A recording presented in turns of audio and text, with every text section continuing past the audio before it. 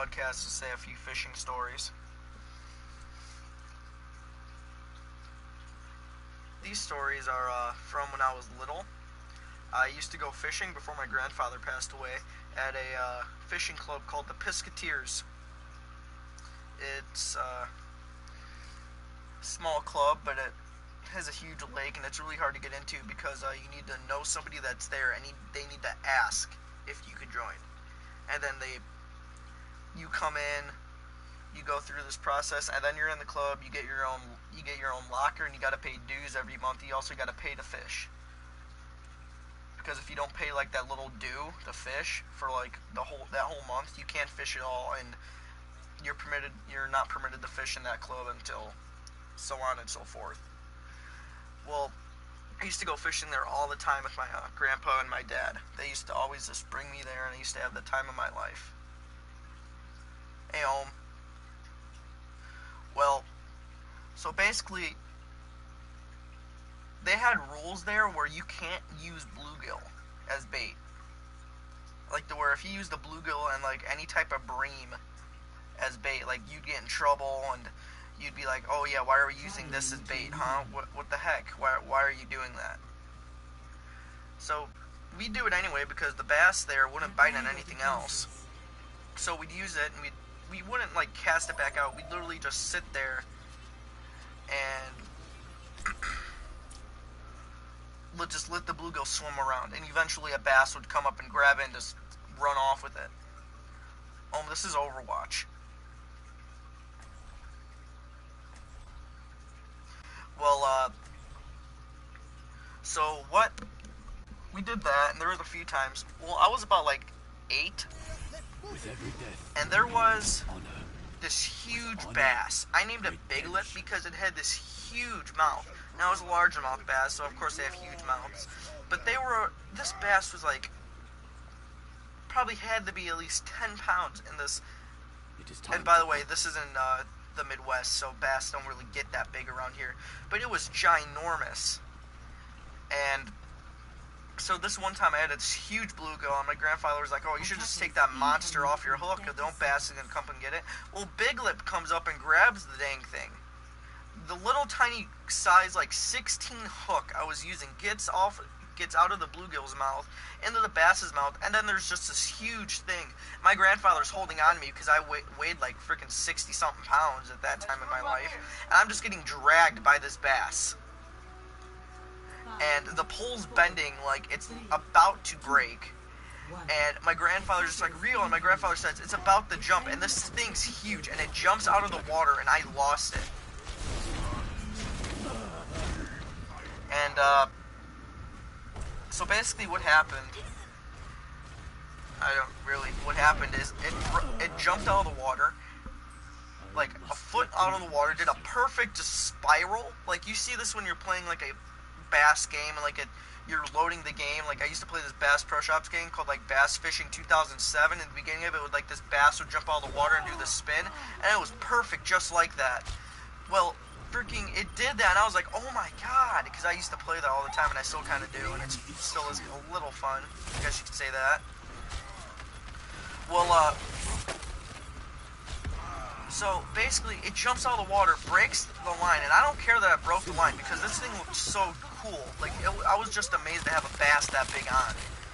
And, well, got the bass, jumps out of the water, and then just gets off, and truly I felt bad. But I didn't care because I had that bass, and I knew that I could tell that story. And none of the people inside of the clubhouse, because there was this clubhouse where you can go in, that will, and like you just sit down there, and like there's this little area where I'd sit because I'm not allowed to go by the bar. I wasn't 21, so there's like this little area a little ways from it that I'd sit, and I was talking to some of the guys because they walk over because I used to always tell them stories about fishing, and well, about like what I saw, I was like, yeah, there was a bass, and oh no, there was like this bluegill this big, and there was this bass this big, like doing like these out of proportional sizes with my arms. And well, they didn't believe me that there was like this huge bass. My dad and my grandfather walks over, and they're like, yeah, it was that big, and they're amazed by this because there's huge bass there, but there are none that big. So we see this bass on and on and on, on and on and on, and then we finally notice because my sister caught it. I have a picture, and probably someday when I get my new computer, I'll probably post a picture of it on like a fishing video at the end of it. This is Big Lip, something like that. And well, it was huge. This bass was fat too, and it wasn't anything close to being small either. So we catch this thing, and my sister does, and it wasn't on a huge pole either. It was on like this little tiny princess pole. And the thing was 4 feet tall, had 4-pound test line, and my dad said, "Hey, listen, you catch that fish, you run with it." So she's like, "Dad, a bass is looking at my bluegill. Dad, the bass took the bluegill," and she just starts screaming, and she ran like no tomorrow. And then she ran so far, she dragged the bass up on the shore. So the bass is on the shore. My grandfather runs over and grabs the thing. He's screaming bloody murder. Like, what the heck? What is it? How, like, he hadn't seen a bass like that big since he went fishing in, like, California when he was in the Army. Because when he was stationed, they were allowed to go off base for just a couple days and they'd go on trips. So he went to California when he was stationed in Texas. And it was amazing. He has this bass that he caught with his hands mounted on a wall, and I'll probably post that sometime up on a thing too. Well, freaking, this bass was huge. We're freaking out. We take a photo. My sister's losing because it's the biggest bass I've seen. I still can't catch a bigger bass than that. I probably won't.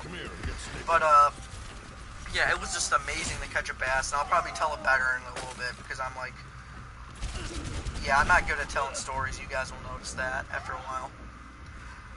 So, yeah, I'm just going to be done telling the story because overall, this is gaming. This isn't really fishing. I could do this another time. I've got you in my sights.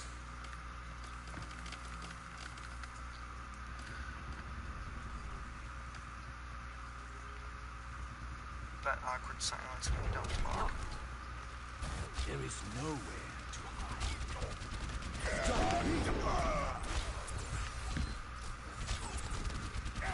You don't want me for your enemy.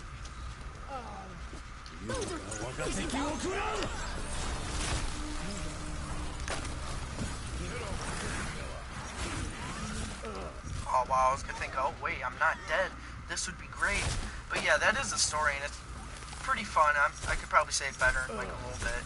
But I mean a little bit, I mean a few years since I cannot tell stories worth crap. But yeah, in a couple days I think I might go fishing with my GoPro. And I think after this round I'm gonna end it. But yeah, it was fun and it was awesome. Sadly I can't go back there because my grandfather passed away and he was the only member in the family. But yep. See that which is unseen. It was probably, and also this lake, it was shaped. Now if you guys have a green thumb like I do, I plant green beans and tomatoes.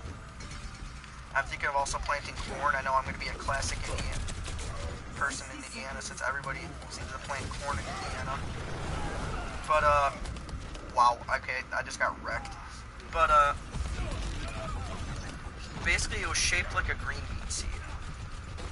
If you don't know what that is, just Google it, and that's exactly what the lake was shaped like.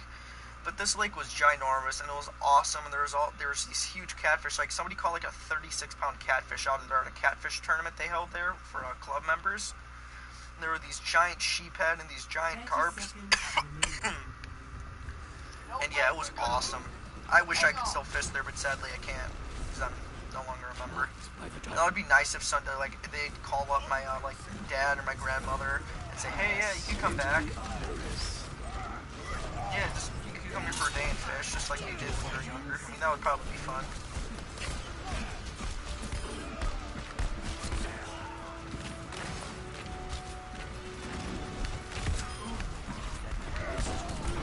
Uh-oh, that ain't good.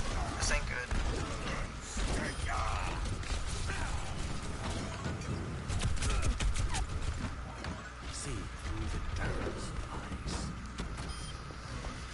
So yeah, that was basically that. I mean, the lake was amazing. The club was amazing. Everybody there, like, knew everybody, and everybody was just super nice. And they, like, adored me because I would, like, always tell these, like, crazy stories. Like, oh, yeah, I saw this, I saw that. Oh, yeah, this happened. No, that happened. And it was just, when I think about it, it brings back good memories. But, yep, I'll see you guys later.